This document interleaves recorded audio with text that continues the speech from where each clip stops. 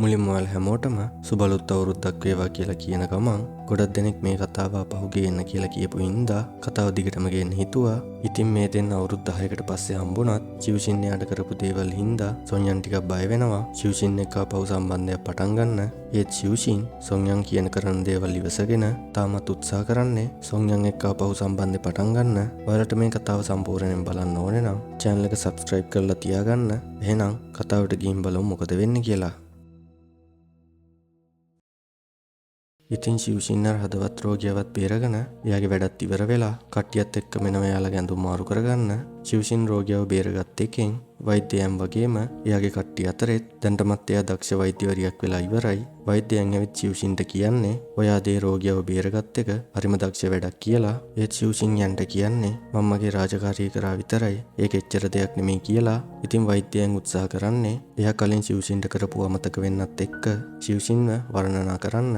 ඊට පස්සේ එයා චිව්ෂින්ගෙන් අහන්නේ එයාගේ පවුල කට්ටිය කරපු ස්තුතිය ගැන හිතද්දිවත් වාට වෛද්‍යවරියක් වීම ගැන සතුටු හිතෙන්නේ නැද්ද කියලා. එයාලා මේවා ඉක්මනින් අමතක කරලා දානවා කියලා තමයි චිව්ෂින් කියන්නේ. නෑ ඒක එහෙම නෙමෙයි. පොලිසිය කෙනෙක් ඔයාව බේරගත්තොත් ඔයා ඒ කෙනාව අමතක කරනවද කියලා එයාගේම ටීම් එකේ කෙනෙක් චිව්ෂින්ගෙන් අහද්දි එදා කුණාටුව දවසේ එයා කාර් එකේ හිර වෙලා ඉන්නකොට සොන්යන් ඇවිත් එයාව බේරගත්ත විදිය චිව්ෂින්ට මතක් වෙන්න ගන්නවා. ඒත් අනිත් අයට ඒකංග ගවන්න නැතුව චිව්ෂින් එයාලගෙන් අහන්නේ හොඳ වෙලා ගෙදර ගියාට පස්සේ වෛද්‍යවරයාට ස්තුති කරන්න රෝගියෙක් ආපහු ආවා කියලා ඔයාලා කවදා හරි අහලා තියෙනවද කියලා.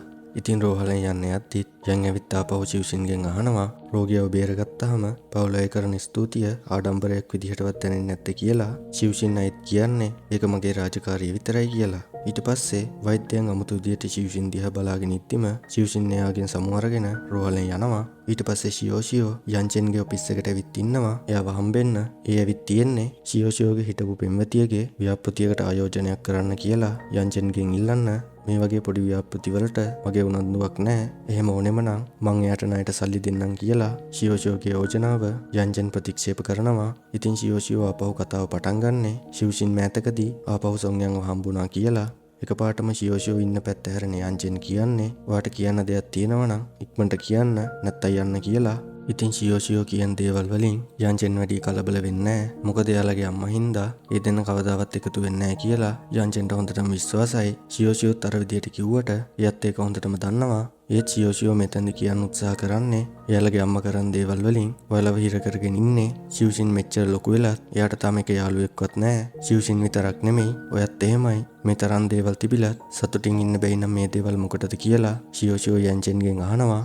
අද රෑ බාරකට චිව්ෂින්ව එක්කගෙන එන්න මාත් මගේ කෙනාව එක්කන් එන්නම්. ඒ දෙන්න අඳුරගෙන හොඳ යාළුවෝ වෙයි කියලා හිතලා ෂියෝෂියෝ යන්ජන්ට එහෙම කියනවා. ඉතින් එහෙම හරි චිව්ෂින්ට යාළුවෙක් හොයලා දෙන්න ෂියෝෂියෝ උත්සාහ කරන්නේ මේ යන විදියට ගියොත් චිව්ෂින්ට මානසික ප්‍රශ්නයක් ඇති වෙයි කියලා තියෙන බයට. එදා රෑ ස්ටේෂන් එකේදී සුවජුන් වගේම සොන්යනුත් කල්පනා කරන්නේ සුවජුන්ගේ මාරු වීම ගැන. ඉතින් සොන්යන්ට නම් ඒක හොඳටම හිතට වැදිලා තියෙන්නේ. එදාම රෑ ෂියෝෂියෝ කියපු විදිහට එයාලා බාරකට වෙලා බලාගෙන ඉන්නවා චිව්ෂින් එනකන්. එයාවට පස්සේ ෂියෝෂියෝ එයාගේ පෙම්වතිය වෙන ෂාන් ෂියෝරාවව චිව්ෂින්ටයි යන්චින්ටයි අඳුන්වලා දෙනවා. මේ දෙන්න මුළු රෑම එකට බීලා අවසාන ගෙදර යන්නේ හොඳටම වෙරිපිටින්. ඉතින් යන්චෙන් චිව්ෂින්ව එක්කගෙන ඇවිත් කාර් එකට නැග්ගුවට පස්සේ ඔයාලට මතක ඇති කලින් දවසේ බාරකට ආපු වෙලේ යන්චෙන්ගේ ඇඟට වීදුරුවක් අතහැරපු ගෑනු ළමයාව. ඉතින් එයා යන්චෙන්ගෙන් සමාව ඉල්ලන්නේ මං අතින් ඔයයි කාර් එක සීරුණා කියලා. ඒකට කමක් නැහැ කියන යන්චෙන් ඉක්මනින් චිව්ෂින්වත් එක්කගෙන එතනින් යනවා. අර ගෑනු ළමයාත් ඒ දිහා බලාගෙන ඉද්දිම ඉතින් චිව්ෂින්ව ගෙදර එක්කගෙන ආවට පස්සේ එයා වැඳට දාලා විවේක් ගන්න ගමන් ඉන්න යන්චෙන්ට මතක් වෙන්න ගන්නවා චිව්ෂින් මෙයාලට මුණ ගැහුණ විදිහ. ඉතින් චිව්ෂින් කියන්නේ යන්චෙන්ගේම සහෝදරිය නෙමෙයි. ලොකු අනතුරක් නිසා චිව්ෂින්ට එයාගේ දෙමව්පියන් සදාහට මහිමි වෙනවා. ඊට පස්සේ යන්චෙන්ගේ දෙමව්පියන් චිව්ෂින්ව දරුකමට හදාගන්න තීරණය කරනවා. එයාලට චිව්ෂින්ව හම්බෙද්දී එයා ඉන්නේ ගොඩක් අපිරිසිදුව. ඉතින් යන්චෙන්ගේ අම්මා චිව්ෂින් ගාව තිබ්බ බෝනික්කවත් විසි කරනවා. ඒත් යන්චෙන් මේ බෝනික්කව කාටත් තොරෙන් ආපහු චිව්ෂින්ටම ගෙනත් දෙනවා. ඉතින් ඔහොම තමයි චිව්ෂින්නේ පවුලට එකතු වෙන්නේ. පහුවදා උදේ යන්චෙන් චිව්ෂින්ටත් එක්කම කෑම හදලා මේවා සීතල වෙන්න කලින් කන්න කියලා චිව්ෂින්ට කියනවා. ඉතින් කෑම කන අතරේදී ෂියෝරාවෝ එක්ක චිව්ෂින් ඇති කරගත්ත යාළුකම ගැන යන්චෙන් සතුටෙන් ඉන්නේ. ඒත් කල්කිරීමෙන් ඉන්න චිව්ෂින් කියන්නේ සොන්යන් එක්ක සාමදාන වෙන්න උත්සාහ කරා. ඒත් එයා මාව ප්‍රතික්ෂේප කරා කියලා. ඉතින් ඒක ඇහුවට පස්සේ යන්චෙන්ට ටිකක් අවුල් යනවා. චිව්ෂින් අයත් කියන්නේ සොන්යන් එහෙම කරපු එක හොඳයි. නැත්තම් ඒ ගැන අම්මට කියන්නවත් මට හිතක් නැහැ. සමහර විට එයාටත් ඒක තේරෙන්නේ නැති. ඒ හින්දා මම ප්‍රතික්ෂේප කරන්න නැති කියලා. ඉතින් යන්චෙන් මේ වහගෙන ඉන්නේ ගොඩක් අවුලෙන්. මොකද එයාගේ හිතේ චිව්ෂින් ගැන තියෙන්නේ වෙනම හැඟීමක්. අන්තිමට යන්ජෙන් කියන්නේ අම්මා දන්න ඔයාද නිවාඩු කියලා. ඒ හින්දා ඔයාට ගෙදර එන්න කිව්වා කියලා. ඊට පස්සේ ගෙදරට වෙලා නිදාගෙන ඉන්න චිව්ෂින්ට ඇහෙන්නේ ගිනි නිවන බටයන් ඇවිත් දොරට ගහන සද්දයක්. චිව්ෂින් ඉක්මනටම ගිහින් දොර අරිනවා. එතකොට එයාත් පුදුම වෙන්නේ සොන්යන් එයාගේ ඉස්සරහා ඉන්නවා දැකලා. ඒත් එක්කම තව කෙනෙක් චිව්ෂින්ට කියන්නේ දරුවෙක් බැල්කනියේ හිර වෙලා ඉන්නවා. එයාව බේරගන්න අපිට ඔයාගේ බැල්කනිය ගන්න වෙනවා කියලා. ඉතින් චිව්ෂින්ුත් ඒකට කැමති වෙනවා. පිටියෙන් වැටෙන්න ඔන්න මෙන්න ඉන්න දරුවව එතනින් බේරගන්න යද්දී සොන්යන් එකපාරටම ලිස්සලා වැටෙන්න යනවා. චිව්ෂින්ුත් ඉක්මනටම ඇවිත් සොන්යන් වල්ලගද්දී කට්ටිය කොහොම හරි දරුවවයි සොන්යන්වයි බේරගන්නවා. ඉතින් දෙන්නටම දැන් තුවාල වෙලා තියෙන්නේ. චිව්ෂින් දරුවට ප්‍රතිකාර කරලා ඉවර වෙද්දිම එයාගේ අම්මයි තාත්තයි ඇවිත් මෙයාලට ස්තුති කරනවා. එයාලගේ දරුවව තනියම ගෙදර දාලා ගිය එකටත් සමාවිල්ලලා එතනින් යනවා. සොන්යන්ගේ කට්ටියත් ආපහු යන්න යද්දී චිව්ෂින් සොන්යන්ට හොරෙන් එයාගේ කෙනෙක්ගෙන්ම සොන්යන්ගේ WeChat නම්බර් එක ඉල්ල ගන්නවා. ඉතින් කට්ටිය ගියාට පස්සේ සොන්යන්ව යත් එක්ක තනි කරගන්න චිව්ෂින් ගොඩක් වෙලා අරගෙන සොන්යන්ගේ තුවාලට බෙහෙත් දාන්න ගන්නවා. ඒ අතරේ සොන්යන් චිව්ෂින් දිහා බලන්නේ වෙනස්ම විදිහකට. ඉතින් දෙන්න යාලගේ රස්සාවල් ගැන එහෙම කතා කරලා වෙනද වගේ දෙන්නගේ හිත රිද්ද ගන්නෙත් නැතුව ආදරණීය විදියට සමුගන්නවා. සොන්යන් එළියට එද්දී චිව්ෂින් සොන්යන්ට කතා කරලා අහන්නේ සතියන්තේ වාට නිවාඩු නේද කියලා. ඒකට නම් සොන්යන් මොකුත් නොකිය එතනින් යනවා. ඒ චිව්ෂින් සොන්යන් යන දිහා තවත් බලාගෙන ඉන්නේ ලොකු සතුටකින්. ඊට පස්සේ යන්ජන් යාගේ ඔෆිස් එකේ අයත් එක්ක සමාගමේ කොටස් ගැන ලොකු කතා බහක් ඉන්නවා. ඒ කතාව යන විදිහට නම් යන්ජන් මොකක් හරි ලොකු ප්‍රශ්නයක ඉන්නේ. ඉතින් එදා රෑ 9:40ට විතර චිව්ෂින් එකපාරටම හැරෙන්නේ මැසේජ් එකක් එන සද්දෙට. කලින් එයා දාපු මැසේජ් එකට සොන්යන් ඒ වෙලාවේ තමයි රිප්ලයි කරන්නේ. ඉතින් චිව්ෂින් තවත් සතුටින් ඉන්නේ.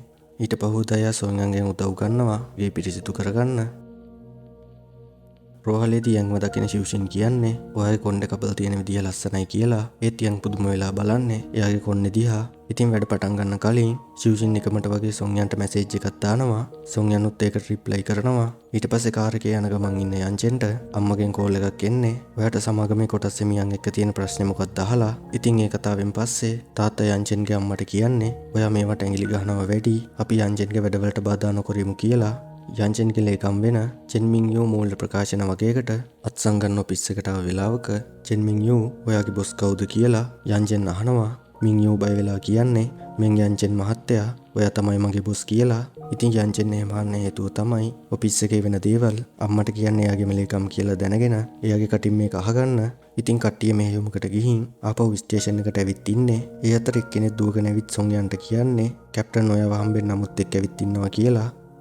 ඉතින් ඔහම තමයි 6 වෙනි එපිසෝඩ් එක ඉවර වෙන්නේ. ඉතින් කතාව ඉස්සරහට මොනවා වේද කියලා ඔයාලට හිතෙන දේවලුත් පහලින් කමෙන්ට් කරගෙන යන්න. ඒ වගේම subscribe කරන්න අමතක කරන්න එපා. එහෙනම් 7 වෙනි එපිසෝඩ් එකෙන් ඉක්මනටම හම්බෙමු.